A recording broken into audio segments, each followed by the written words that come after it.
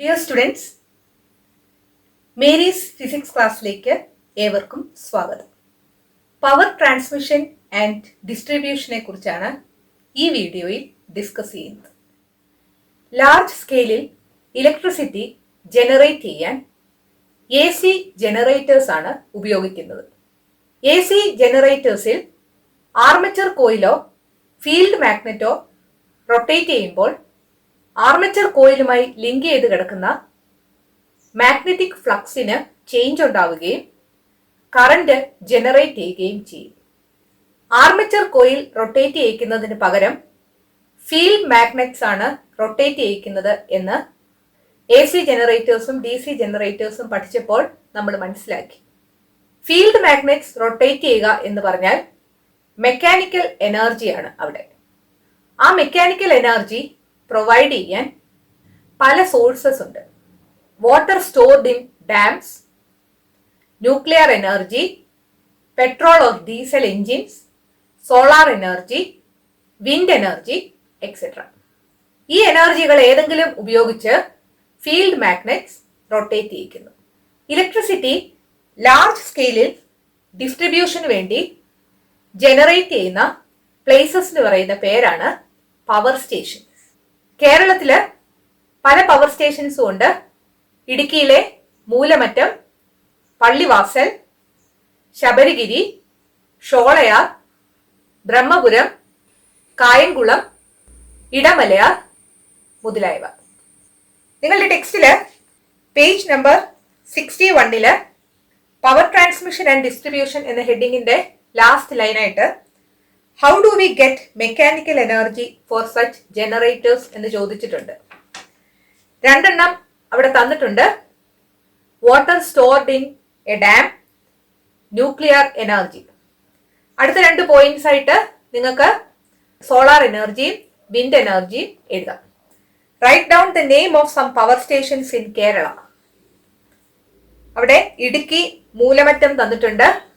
ഇതിലേതെങ്കിലും നിങ്ങൾക്ക് ഇഷ്ടമുള്ള 2-3 എണ്ണം എഴുതി വെക്കുക. AC ജനറേറ്റേഴ്സ് 2 തരത്തിലുണ്ട്.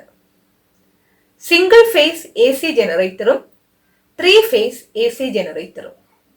സിംഗിൾ ഫേസ് AC ജനറേറ്ററിൽ ഒരു ആർമച്ചർ കോയിലേ കാണത്തുള്ളൂ. 3 ഫേസ് AC ജനറേറ്ററിൽ 3 ആർമച്ചർ കോയിൽസ് കാണും. അവ തമ്മിലുള്ള ആംഗുലാർ സെപ്പറേഷൻ 120 ഡിഗ്രി ആയിരിക്കും. അവിടെ 3 AC ആണ് ജനറേറ്റ് ചെയ്യുന്നത്. അങ്ങനെ ജനറേറ്റ് ചെയ്യുന്ന AC ഡിഫറെന്റ് ഫേസസിലായിരിക്കും. ഈ 3 ACയിലും EMF മാക്സിമം ആകുന്നതും മിനിമം ആകുന്നതും ഡിഫറെന്റ് ടൈമിലായിരിക്കും. അതുകൊണ്ടാണ് 3 ഡിഫറെന്റ് ഫേസസിലാണ് ഈ 3 ACയും എന്ന് പറഞ്ഞിരിക്കുന്നത്. 3 ഫേസ് AC ജനറേറ്റേഴ്സ് ആണ് ഇലക്ട്രിസിറ്റി ലാർജ് സ്കെയിലിൽ ജനറേറ്റ് ചെയ്യാൻ പവർ സ്റ്റേഷനുകളിൽ ഉപയോഗിക്കുന്നത്. നിങ്ങളുടെ ടെക്സ്റ്റില് പവർ സ്റ്റേഷൻസ് എന്താണെന്ന് തന്നിട്ടുണ്ട്. Power stations are places where electricity is generated on a large scale for distribution. 3 phase AC generators are used in power stations. 2 point note ചെയ്ത് വെക്കുക. ഇന്ത്യയിൽ പ്രൊഡ്യൂസ് ചെയ്യുന്ന ഇലക്ട്രിസിറ്റിയുടെ വോൾട്ടേജ് 11 kV ആണ്. അതായത് 11,000 വോൾട്ട്. ദൂരെയുള്ള സ്ഥലങ്ങളിലേക്ക് ഇലക്ട്രിസിറ്റി ട്രാൻസ്മിറ്റ് ചെയ്യുമ്പോൾ കണ്ടക്ടറില് ഹീറ്റിന്റെ ഫോമില് എനർജി ലോസ് ഉണ്ടാകും. അതിന് ട്രാൻസ്മിഷൻ ലോസ് എന്നാണ് പറയുന്നത്. ഹീറ്റ് ജനറേറ്റ് ചെയ്യുന്നത് H = I²RT എന്ന ഇക്വേഷൻ പ്രകാരമാണ്. ഹീറ്റ് ജനറേഷൻ കുറയ്ക്കണമെങ്കിൽ ഒന്നുകിൽ കറന്റ് കുറയ്ക്കുക, അല്ലെങ്കിൽ റെസിസ്റ്റൻസ് ഓഫ് ദ കണ്ടക്ടർ കുറയ്ക്കുക, അല്ലെങ്കിൽ ടൈം ഓഫ് ട്രാൻസ്മിഷൻ കുറയ്ക്കുക. പവർ ട്രാൻസ്മിഷൻ എന്ന് പറയുന്നത് ഒരു കണ്ടിന്യൂസ് പ്രോസസ് ആണ്. അതുകൊണ്ട് ടൈം കുറയ്ക്കാനായിട്ട് സാധിക്കത്തില്ല. ടെക്നിക്കൽ ഡിഫിക്കൽട്ടീസ് ഉള്ളതുകൊണ്ട് കണ്ടക്ടറിന്റെ റെസിസ്റ്റൻസ് കുറയ്ക്കാനും സാധിക്കത്തില്ല. അതുകൊണ്ട് കറന്റ് കുറയ്ക്കുക മാത്രമേ ചെയ്യാൻ സാധിക്കത്തുള്ളൂ. പവർ ലോസ് ലോസ് ഇല്ലാതെ കറണ്ട് കുറയ്ക്കണമെങ്കിൽ എന്താണ് മാർഗം? പവറിന്റെ ഇക്വേഷൻ നമുക്കറിയാം, P is equal to V into I. പവറിന് മാറ്റമൊന്നും ഉണ്ടാകരുത്, കറണ്ട് കുറയുകയും ചെയ്യണം. അങ്ങനെ വേണമെങ്കിൽ വോൾട്ടേജ് കൂട്ടണം. വോൾട്ടേജ് കൂട്ടിയാൽ കറണ്ട് കുറയുകയും ഹീറ്റ് ലോസ് കുറയുകയും ചെയ്യും. പേജ് നമ്പർ 62 തന്നിരിക്കുന്ന ക്വസ്റ്റ്യൻസ് നോക്കാം.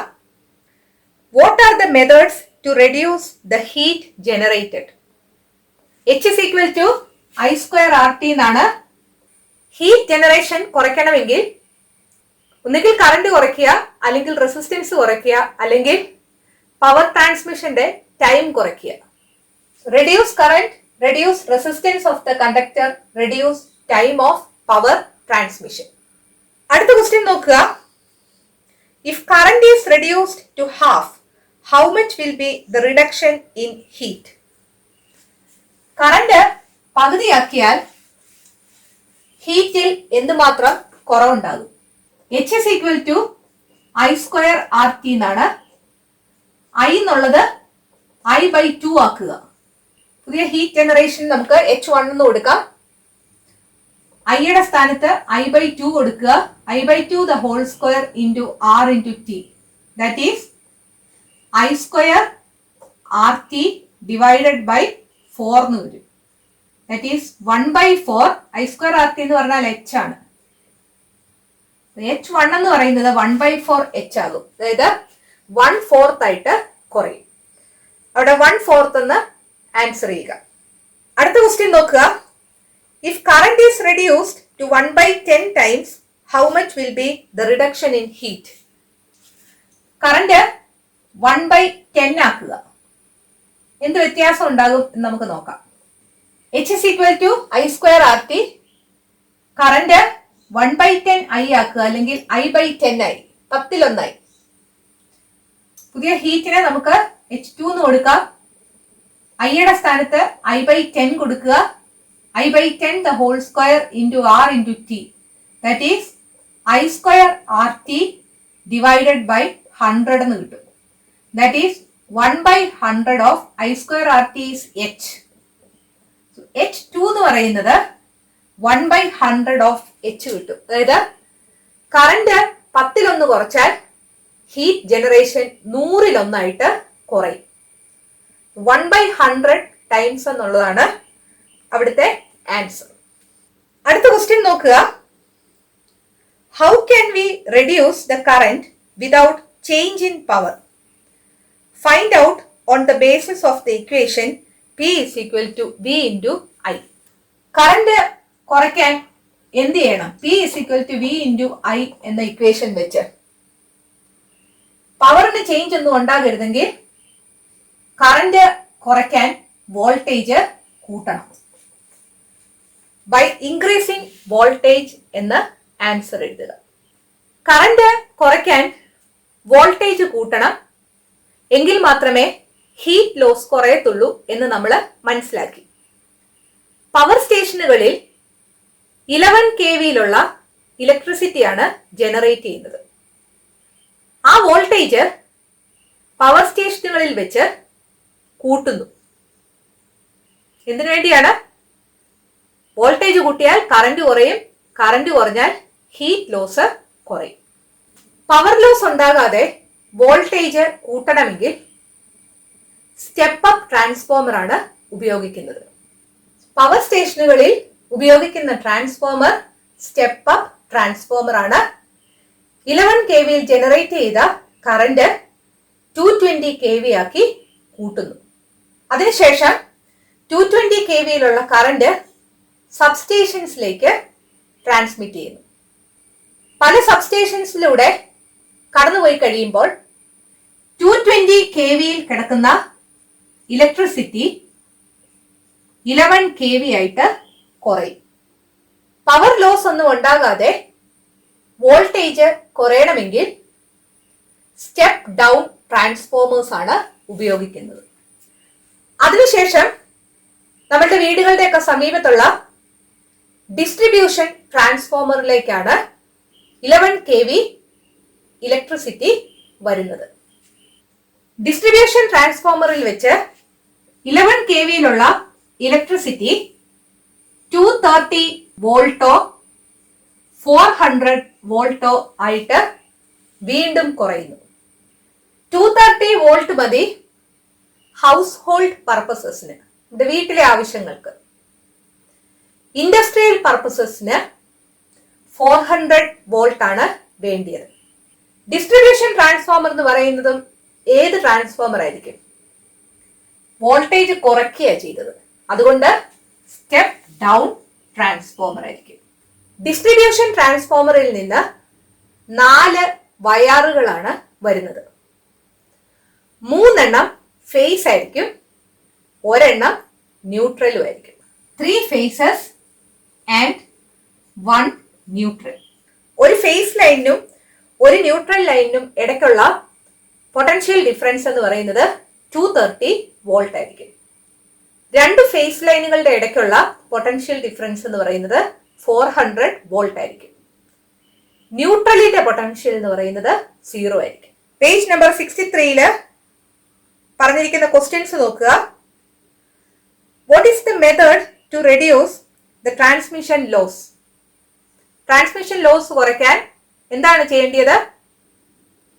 By increasing the voltage. Which type of transformer is there in a power station? Step up transformer. Which type of transformer is there in a substation? Step down transformer. Which type of transformer is a distribution transformer? Step down transformer. അടുത്ത question നോക്കുക. If a person standing on the earth touches a phase line, will she get an electric shock? Why? എർത്തിൽ നിൽക്കുന്ന ഒരാള് face ലൈനിൽ തൊട്ടാൽ electric shock കിട്ടുമോ എന്നാണ് ചോദിച്ചിരിക്കുന്നത്.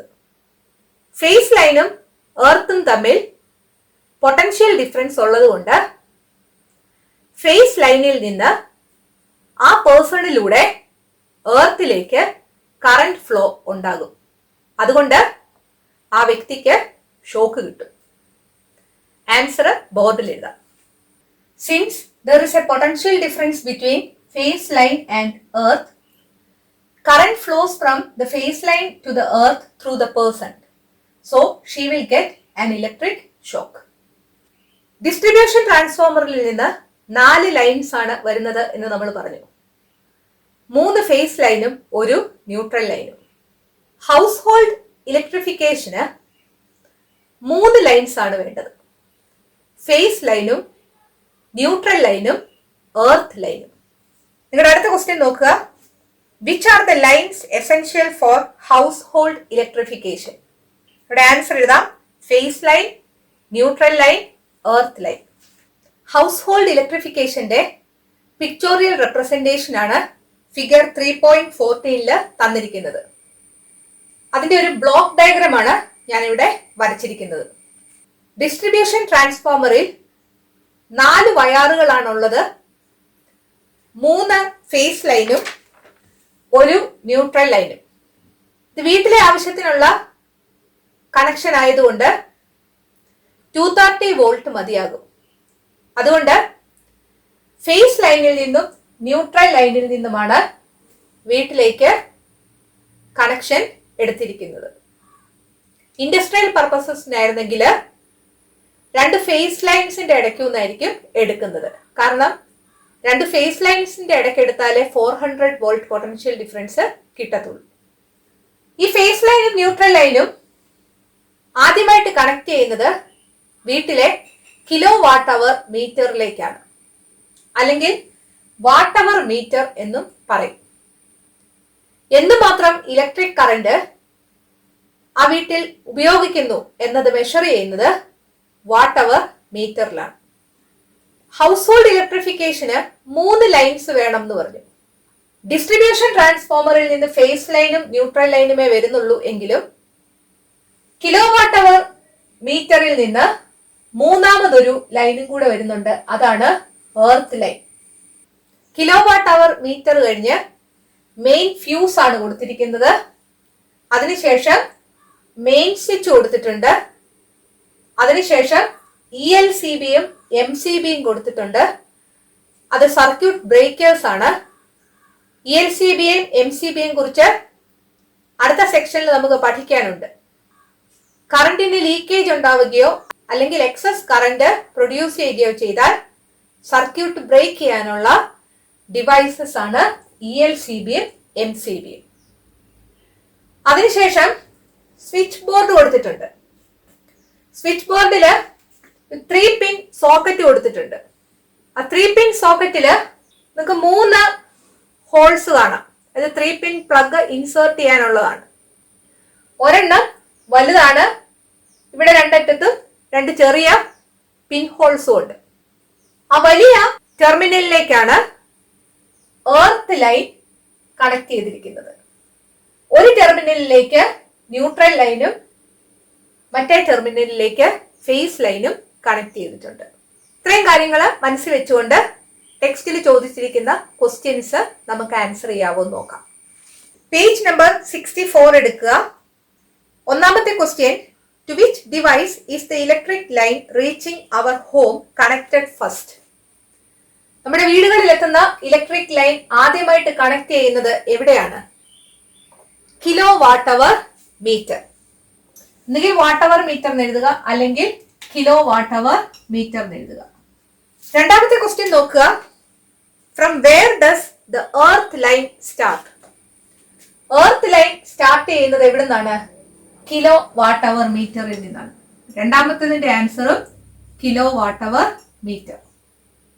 മൂന്നാമത്തെ ക്വസ്റ്റ്യൻ നോക്കുക. What is the use of a watt hour meter? It is used to measure the electricity consumed in a house or building. അടുത്ത ക്വസ്റ്റ്യൻ നോക്കുക. In which line are the fuses connected? Main fuse connect ചെയ്തിരിക്കുന്നത് face ലൈനിലാണ്. Face ലൈനിന് മറ്റൊരു പേരൂടെ ഉണ്ട്, live line. അടുത്ത question നോക്കാം. What is the function of the main switch? Where is its position in the circuit?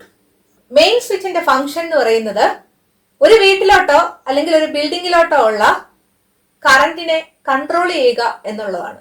ഇത് നമ്മുടെ ആവശ്യത്തിനനുസരിച്ച് വീടുകളിലേക്കുള്ള കറണ്ടിന്റെ സപ്ലൈ ഓഫ് ചെയ്യാനും ഓൺ ആക്കാനും മെയിൻ സ്വിച്ച് ഉപയോഗിച്ച് സാധിക്കും. It allows us to turn on and off the electricity supplied to a house. Main സ്വിച്ചിന്റെ function എന്താണെന്ന് ചോദിച്ചാൽ to control electricity supplied to a house എന്ന് എഴുതാം. അതിന്റെ കൂട്ടത്തിൽ ചോദിച്ചിരിക്കുന്നത് where is its position in the circuit? Main ഫ്യൂസിന് ശേഷമാണ് മെയിൻ സ്വിച്ച് കണക്ട് ചെയ്തിരിക്കുന്നത്. Main switch is connected after the main fuse. അടുത്ത ക്വസ്റ്റ്യൻ നോക്കുക. In the household electrical circuit which is the third line other than the phase and the neutral? Phase ലൈനും neutral ലൈനും അല്ലാതെ മൂന്നാമത്തെ ഒരു ലൈനും കൂടെ ഉണ്ട് ഹൗസ് ഹോൾഡ് ഇലക്ട്രിഫിക്കേഷന്റെ. അതേതാണ്? എർത്ത് ലൈനാണ്. അടുത്ത question, what are the colours used for wires in phase, neutral and earth lines? Phase ലൈനിൽ ഉപയോഗിക്കുന്ന വയർ റെഡ് കളറിലുള്ളതാണ്. ന്യൂട്രൽ ലൈനിൽ ഉപയോഗിക്കുന്നത് ബ്ലാക്ക് കളറിലുള്ളതാണ്. എർത്ത് ലൈനിൽ ഉപയോഗിക്കുന്നത് ഗ്രീൻ കളറിലുള്ളതാണ്. അടുത്ത ക്വസ്റ്റ്യൻ നോക്കുക. Where is the earth wire connected in a 3 pin socket? 3 pin സോക്കറ്റില് 3 terminals കാണാനായിട്ട് സാധിക്കും. അതിലെ ടോപ്പ് ടെർമിനൽ ആണ് എർത്ത് ലൈനുമായിട്ട് കണക്ട് ചെയ്തിരിക്കുന്നത്. ഇവിടെ നിങ്ങൾക്ക് കാണാം, ഒരെണ്ണം ന്യൂട്രൽ ലൈനുമായിട്ടും ഒരെണ്ണം ഫേസ് ലൈനുമായിട്ടുമാണ് കണക്ട് ചെയ്തിരിക്കുന്നത്. ഈ എക്സ്റ്റൻഷൻ കോഡില് ഒരു 3 പിൻ സോക്കറ്റ് ആണ് വെച്ചിരിക്കുന്നത്. അതിലെ ടോപ്പിലിരിക്കുന്ന മറ്റതിനെ അപേക്ഷിച്ച് കുറച്ചുകൂടെ വലിപ്പം കൂടിയ ടെർമിനലാണ് എർത്ത് ലൈനുമായിട്ട് കണക്ട് ചെയ്തിരിക്കുന്നത്. Earth wire is connected to the top terminal of a 3 pin socket എന്ന് എഴുതാം. അടുത്ത ക്വസ്റ്റ്യൻ നോക്കുക. How are the household devices connected? Series or parallel? Household devices parallel ആയിട്ടാണ് കണക്ട് ചെയ്തിരിക്കുന്നത്. ഒരു ക്വസ്റ്റ്യൻ ചോദിച്ചിട്ടുണ്ട്, The advantages of connecting devices in parallel. Parallel കണക്ഷന്റെ പ്രത്യേകതകൾ നമ്മൾ പഠിച്ചായിരുന്നു, റെസിസ്റ്റേഴ്സ് ഇൻ പാരലൽ. അവിടെ 2 തന്നിട്ടുണ്ട്. Devices work according to the marked power. പാരലലായിട്ടാണ് കണക്ട് ചെയ്തിരിക്കുന്നതെങ്കിൽ ആ ഡിവൈസസിൽ മാർക്ക് ചെയ്തിരിക്കുന്ന പവർ എത്രയാണോ ആ പവറിൽ തന്നെ അത് വർക്ക് ചെയ്യും. രണ്ടാമത്, devices can be controlled using switches as per need. Switches ഉപയോഗിച്ച് ഡിവൈസസ് കൺട്രോൾ ചെയ്യാൻ പറ്റും നമ്മുടെ ആവശ്യമനുസരിച്ച്. നമുക്ക് ഫാൻ ഓൺ ആക്കേണ്ടതെങ്കിൽ ആ സ്വിച്ച് മാത്രം ഓൺ ആക്കിയാൽ ഫാൻ മാത്രം കറങ്ങും. സീരീസ് കണക്ഷൻ ആയിരുന്നെങ്കിൽ ഒരു സ്വിച്ച് ഓൺ ആക്കിയാൽ അവിടെ സീരീസ് ആയിട്ട് കണക്ട് ചെയ്തിരിക്കുന്ന എല്ലാ ഡിവൈസസും വർക്ക് ചെയ്യും. പാരലൽ കണക്ഷനിൽ അങ്ങനെയല്ല. Devices can be controlled by separate switches. Parallel കണക്ഷനിൽ വോൾട്ടേജ് സെയിം ആയിരിക്കും. അതുകൊണ്ട് എല്ലാ ഡിവൈസസിനും ഒരേ വോൾട്ടേജ് ആയിരിക്കും ലഭിക്കുക. Same voltage will be obtained for each device. Parallel കണക്ഷനിൽ കറണ്ട് ഡിഫറെന്റ് ആയിരിക്കും. ഓരോ ഡിവൈസസിനും ഓരോ കറണ്ട് ആയിരിക്കും പ്രവർത്തിക്കാൻ ആവശ്യമായിട്ട് വേണ്ടത്. അതുകൊണ്ട് ആ ലോഡിനനുസരിച്ച് അല്ലെങ്കിൽ ആ ഡിവൈസിന്റെ ആവശ്യമനുസരിച്ച് കറണ്ടിനെ വേരി ചെയ്യാനായിട്ട് സാധിക്കും. So current can be varied according to the load used. Devices പാരലലായിട്ട് കണക്ട് ചെയ്താലുള്ള അഡ്വാൻറ്റേജസ് ആണ് ഇവിടെ കൊടുത്തിരിക്കുന്നത്. First one, devices work according to the marked power. Second point, devices can be controlled using switches as per need. Third point, same voltage will be obtained for each device. Fourth point, current can be varied according to the load used. അടുത്തതായിട്ട് നമുക്ക് പഠിക്കാനുള്ളത് what അവർ മീറ്ററിനെ കുറിച്ചാണ്. What our മീറ്ററിന്റെ picture figure 3.15 കാണിച്ചിട്ടുണ്ട്. Electrical energy measure ചെയ്യാനുള്ള ഒരു device ആണ് what hour metre. Electrical എനർജിയുടെ unit സാധാരണ നമ്മൾ ജൂൾ എന്നാണ് പറയുന്നത്. ഇലക്ട്രിക്കൽ എനർജിയുടെ കൊമേഴ്ഷ്യൽ യൂണിറ്റ് എന്ന് പറയുന്നത് കിലോ വാട്ട് അവർ ആണ്. 1 കിലോ വാട്ട് അവർ എന്ന് പറയുന്നത് 1 യൂണിറ്റ് എന്ന് പറയും. കിലോ വാട്ട് എന്ന് പറയുന്നത് എന്തിന്റെ യൂണിറ്റ് ആണ്? പവറിന്റെ ആണ്. അവർ എന്ന് പറയുന്നതോ ടൈമിന്റെ ആണ്. സോ കിലോ വാട്ട് അവർ എന്ന് പറയുന്നത് പവർ ഇൻറ്റു ടൈമിന്റെ യൂണിറ്റ് ആണ്. എന്താണ് പവർ ഇൻറ്റു ടൈം എന്ന് നോക്കാം. പവർ എന്ന് പറഞ്ഞാൽ വർക്ക് ബൈ ടൈം ആണ്. വർക്ക് എന്ന് പറഞ്ഞാൽ എനർജിയാണ്. സോ പവർ എന്ന് പറഞ്ഞാൽ energy consumed divided by time ആണ്. Energy consumed is equal to power into time.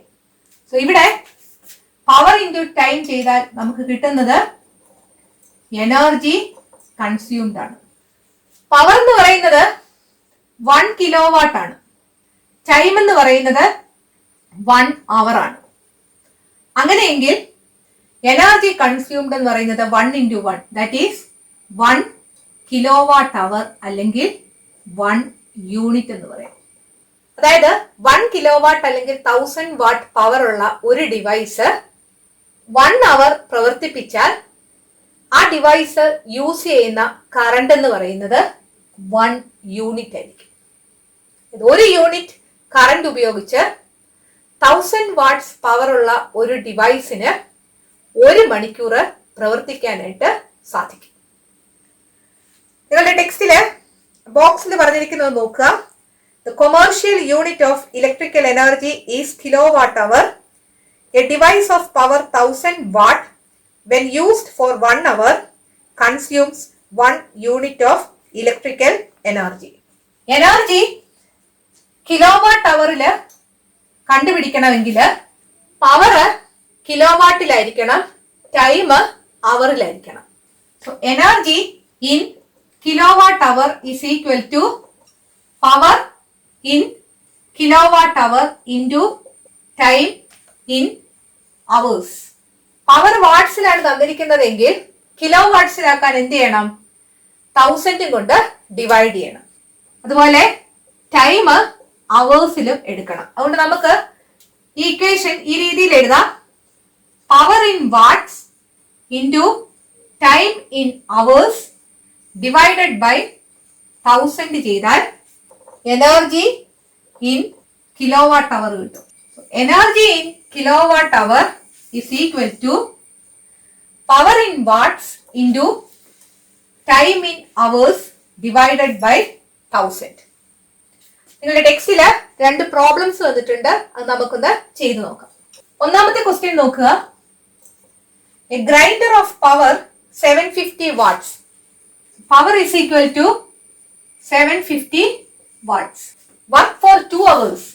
Time is equal to 2 hours. Calculate the energy consumed. നമ്മുടെ ഇക്വേഷൻ എഴുതാം. Energy is equal to power in watts. അത് ഓർത്താണ്, power വാട്ട്സിലാണ്. Time in hours divided by 1000. So that is equal to 750 into 2 divided by 1000. So 1.5 kilowatt hour കിട്ടും. അല്ലെങ്കിൽ 1 kilowatt hour എന്ന് പറയുന്നത് 1 unit ആണ്. 1.5 യൂണിറ്റ് എന്ന് കിട്ടും. അടുത്ത ക്വസ്റ്റ്യൻ നോക്കാം. In a house, 5 CF lamps each of 20 watt works for 4 hours. 4 fans each of 60 watt work for 5 hours and a TV of 100 watt works for 4 hours in a day. 3 devices തന്നിട്ടുണ്ട്. CF ലാമ്പും ഫാനും TV. അത് ഓരോന്നും എടുക്കുന്ന power തന്നിട്ടുണ്ട്. എത്ര മണിക്കൂർ ഉപയോഗിച്ചു എന്ന് തന്നിട്ടുണ്ട്.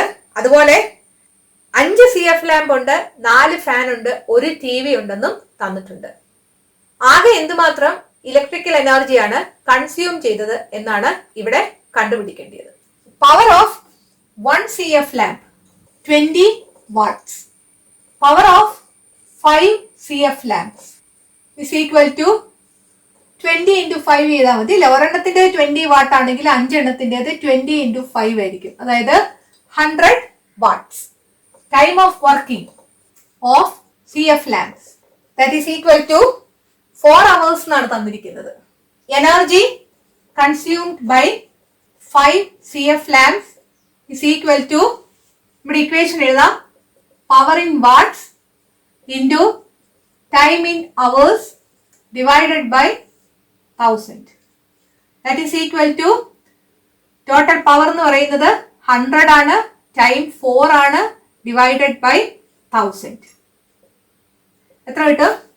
100 വെട്ടിപ്പോകും. പിന്നെ ഡിനോമിനേറ്ററിൽ ഒരു 10 കാണത്തുള്ളൂ. 4/10 വരും. That is 0.4. 0.4 കിലോവാട്ട് അവർ എന്ന് എഴുതാം, അല്ലെങ്കിൽ 0.4 യൂണിറ്റ്സ് എന്ന് എഴുതാം. ഈ ഫാനിന്റെ കേസിൽ നോക്കാം. ഇതുപോലെ തന്നെ ചെയ്താൽ മതി. Power of 1 fan is equal to 60 watt. Total power of 4 fans is equal to 4 into 60 watts. That is 240 watts. Time of working of fans is equal to 5 hours. ഇവിടെ ചെയ്ത പോലെ തന്നെ ചെയ്യാം. Energy consumed by 4 fans is equal to, നമ്മുടെ equation എഴുതാം, power in watts into time in hours divided by 1000. Power in watts 240 into time in hours 5 divided by 1000. ഇത് ചെയ്യുമ്പോൾ നിങ്ങൾക്ക് 1.2 കിലോവാട്ട് അവർ എന്ന് കിട്ടും, അല്ലെങ്കിൽ 1.2 units. Power of TV is equal to 100 watts. Time of working of TV is equal to 4 hours. Energy consumed by TV കണ്ടുപിടിക്കാം. is equal to, നമ്മുടെ equation എഴുതാം, power in watts into time in hours divided by 1000. That is equal to 100 into 4 divided by 1000. ഇത് ചെയ്യുമ്പോൾ 0.4 kilowatt അവർ എന്ന് കിട്ടും, അല്ലെങ്കിൽ 0.4 units എന്ന് കിട്ടും.